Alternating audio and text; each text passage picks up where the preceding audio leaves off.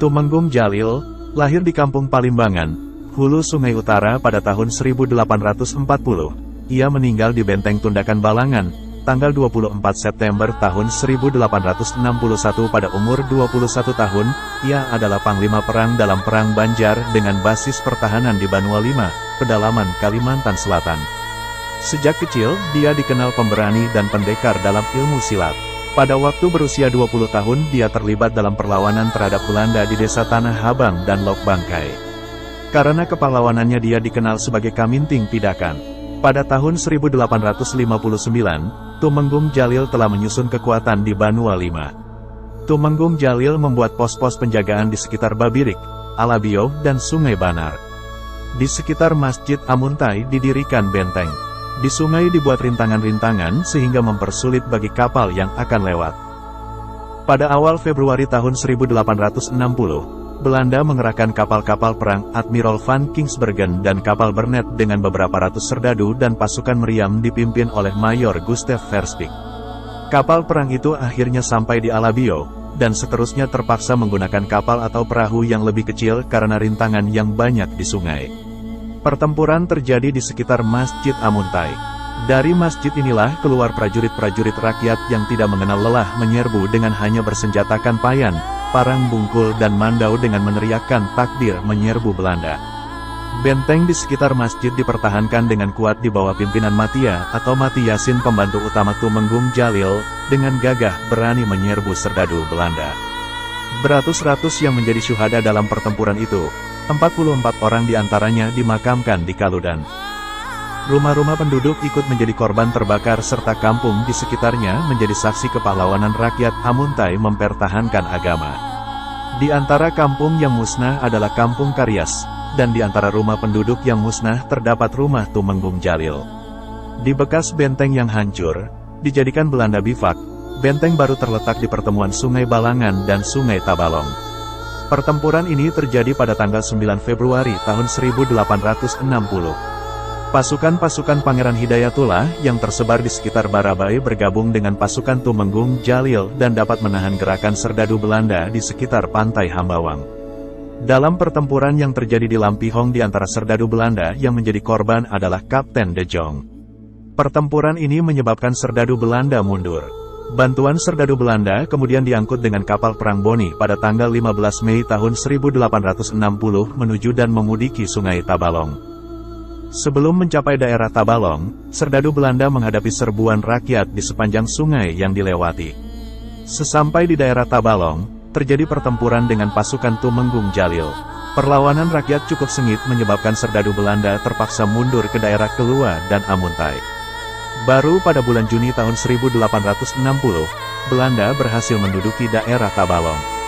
Serdadu Belanda menghadapi perlawanan dari pasukan Pangeran Hidayatullah, pasukan Tumenggung Jalil dan pasukan Pangeran Antasari dengan Tumenggung Surapati yang berpusat di Tanah Dusun. Tumenggung Jalil kemudian membuat benteng di Batu Mandi dan dari benteng ini dapat memutuskan hubungan serdadu Belanda antara Barabai dan Lampihong. Benteng ini terletak di atas sebuah bukit dan di sekitarnya diberi rintangan-rintangan, seperti parit-parit, lubang perangkap, tali jerat dan potongan pohon kayu besar yang sewaktu-waktu dapat digulingkan dari atas bukit. Benteng ini dipercayakan kepada penghulu Mudin. Ketika serdadu Belanda menyerbu dan menaiki bukit yang dijadikan benteng ini, banyak sekali korban dari pihak Belanda, karena jebakan ranjau yang dibuat. Di antara yang jatuh korban adalah pimpinan penyerbuan ini Sersan van de Bos. Karena gagal menaiki benteng tersebut, serdadu Belanda menembaki benteng ini dengan meriam dari bawah. Sementara itu Pangeran Antasari memperkuat benteng Tabalong. Pangeran Antasari menaikkan bendera di atas benteng itu, yaitu bendera merah dengan 2 buah keris bersilang. Benteng Batu Mandi dipersiapkan dengan sungguh-sungguh oleh Pangeran Antasari dan Pangeran Hidayatullah. Di samping itu terdapat pula Pangeran Syarif Umar, ipar Pangeran Hidayatullah, dan Pangeran Usman, kemenakan Pangeran Hidayatullah. Sedangkan Tumenggung Jalil mempersiapkan pertahanan di sepanjang Sungai Balangan. Sebelum sampai ke benteng ini, terdapat kubu-kubu pertahanan di Batang Balangan. Di daerah Batang Alai terdapat kekuatan di bawah pimpinan Demang Jaya Negara Seman dan Kiai Jayapati. Pusat kekuatan telah dibagi dan dipencar-pencar. Pangeran Antasari tetap bertahan di sekitar Amuntai, Kalua dan Tabalong, sedangkan Tumenggung Jalil berada di pusat kekuatan di Pasimbi, yang berusaha menghambat gerakan serdadu Belanda menuju Batu Mandi. Kubu-kubu pertahanan Tumenggung Jalil selain di Pasimbi, juga terdapat di Lampihong, Layap, Muara Pitap dan lain-lain. Ketika serdadu Belanda sampai ke benteng Batu Mandi pada tanggal 13 Oktober tahun 1860 ternyata benteng itu telah dikosongi. Belanda sangat kecewa karena sebelum mencapai benteng Batu Mandi, serdadu Belanda menghadapi perlawanan yang gencar dari segala pelosok, ternyata benteng itu telah kosong. Garis pertahanan Pangeran Antasari antara Benteng Pengaron, Benteng Tundakan dan Gunung Tongga, di daerah Barito, merupakan basis perjuangan yang tak mudah ditaklukkan Belanda. Tumenggung Jalil setelah terpukul di Banua V, kemudian menggabungkan diri ke Benteng Tundakan bersama-sama Tumenggung Baro dan Pangeran Maradipa. Ketika terjadi pertempuran menghadapi pasukan serdadu Belanda yang menyerbu Benteng Tundakan, banyak korban berjatuhan kedua belah pihak.